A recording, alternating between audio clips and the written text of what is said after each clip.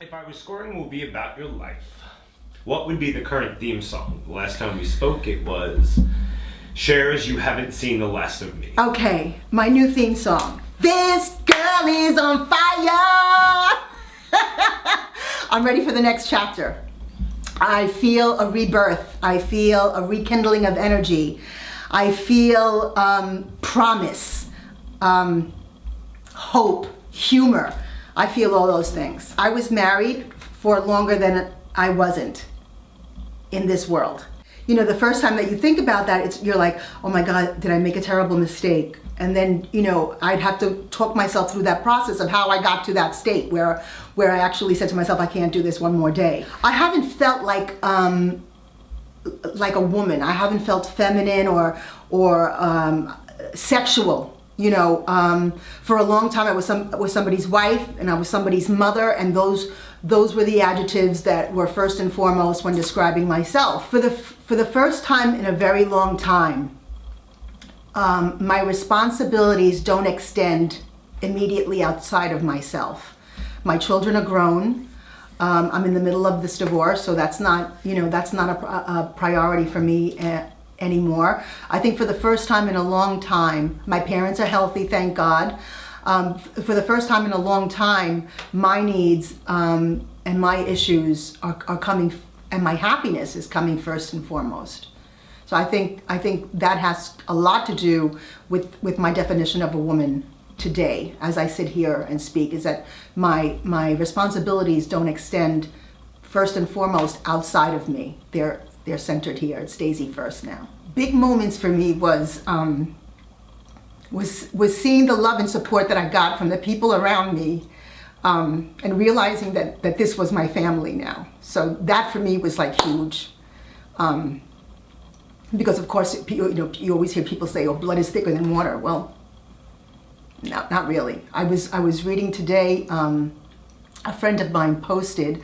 Well, we're in the middle of this marriage equality thing, and a friend of mine who happens to be a gay man posted how he had been blown away by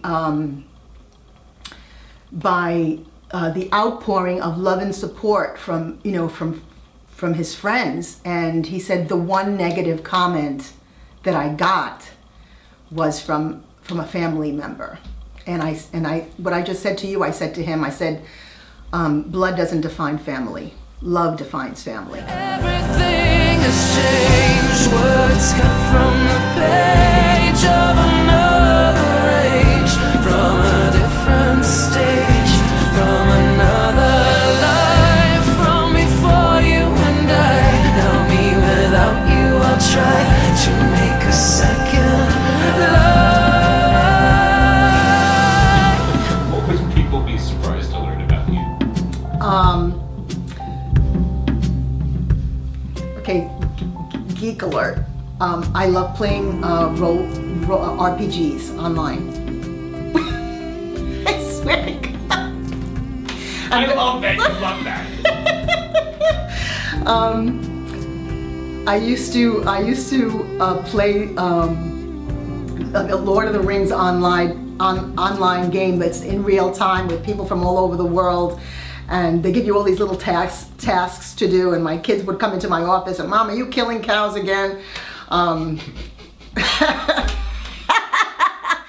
it kind of, it would, I would do that instead of having a glass of wine, because it's like mental masturbation. You just kind of like zone out and you kill the cows. Or, right now I'm this is so lame. Right now I don't have a lot of time to do it, but I'm playing a game that my new obsession, Game of Thrones.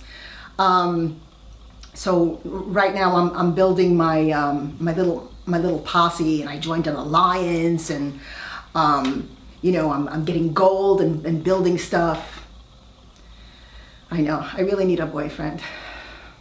Speaking of which, are you going on dates? Oh God! Segway! Oh!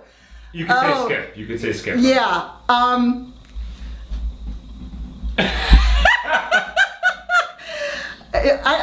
Do they qualify as dates? I don't know. I'm trying to be impartial, like I don't know anything. Yeah. The whole dating thing is pretty funny. It's changed a lot. since the last time I had a go round at this. Well, the whole online dating thing, that is, that's a horse of a different, I mean, I feel like I'm back in Oz. Yeah, I mean, back when I was dating, you know, before I got married, that's kind of how it was, because you'd meet somebody, either through a friend or at work or through school or whatever, and you'd kind of like get to know them first, and that would take a while. You know, you'd become friends, and then you'd flirt a little bit, and you know, now with this online dating thing, I was like, somebody was telling me, yeah, you know, if you have a third date, you're supposed to have sex. Excuse me? You're supposed to. Yeah, it's like that's the You are payoff. contracted. Thank you. And I was like, not so much. Yeah, not so much. I've been out on a couple of ventures that that have left me wondering if I'm going to roam the face of the earth by myself for the rest of my life, which is not a bad thing, because no company is still better than bad company. So I'm cool with that. I'm in a place where I'm digging myself, and if someone is lucky enough to come into my life and share this, well, then they've hit the jackpot.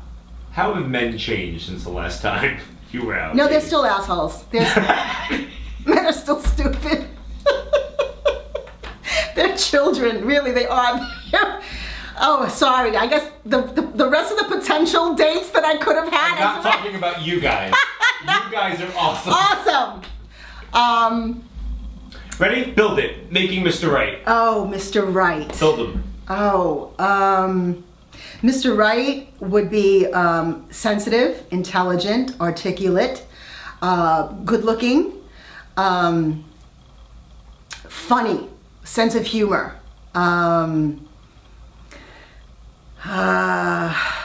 comfortable in his own skin, would be a generous lover,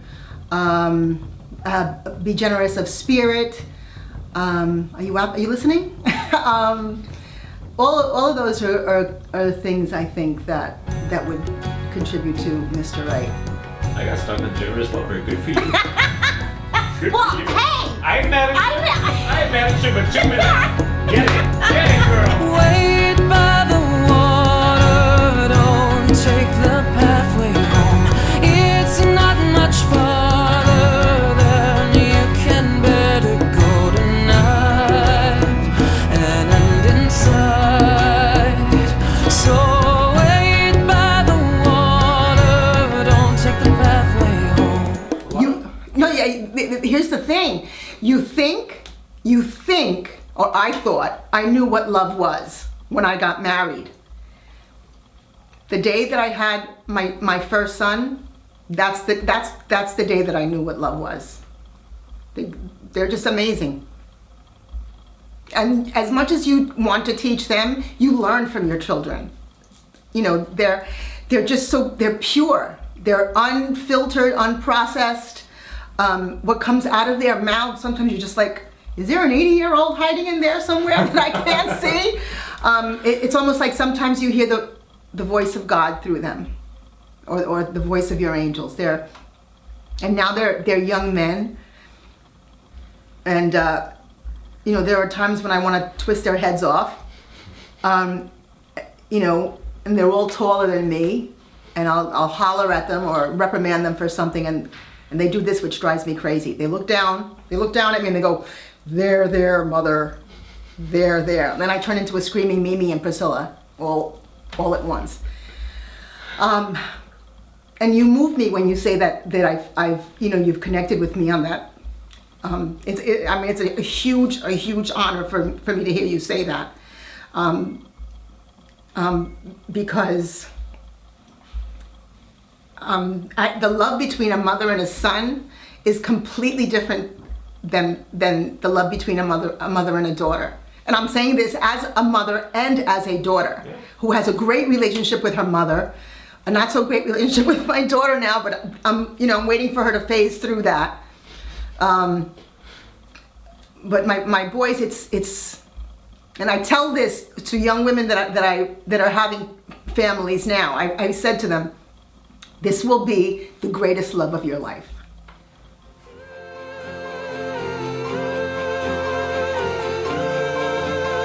I think that when we don't have something, even if it's not good for you, you just innately want it. It's like a knee-jerk thing. It's like that crappy boyfriend that you have, that like you talk to all your girlfriends about, and like, what a douchebag, what an asshole, you know, blah, blah, blah, blah, blah. And then he leaves you and you're like, oh my God, you know, what did I do wrong? How do I get him back? You know,